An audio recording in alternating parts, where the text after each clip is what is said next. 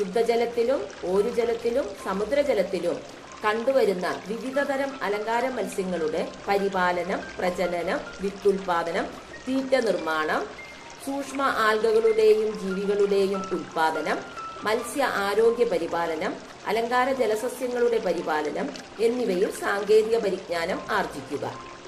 മത്സ്യങ്ങളുടെ പരുവപ്പെടുത്തൽ, സംഭരണം, സംവഹനം എന്നിവയിൽ നൈപുണി വികസനം.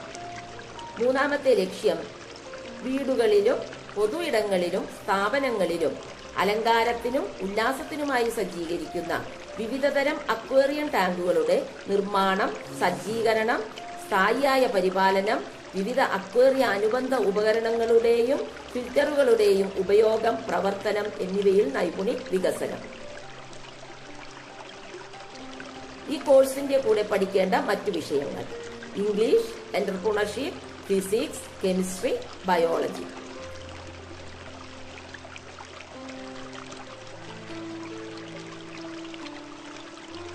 ഈ കോഴ്സിന്റെ ഉപരിപഠന സാധ്യത: bachelor of fisheries science, BVoc courses in fisheries, diploma courses in fisheries.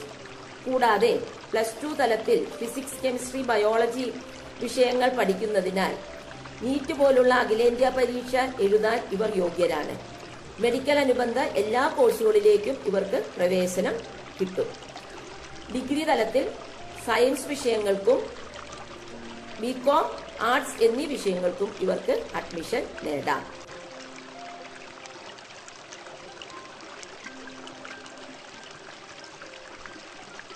ജോലി സാധ്യത: ഫോട്ടോഗ്രാഫി കഴിഞ്ഞാൽ ലോകത്ത് 2ാം സ്ഥാനത്ത് നിൽക്കുന്ന ഹോബിയാണ് അലങ്കാര മത്സ്യകൃഷി.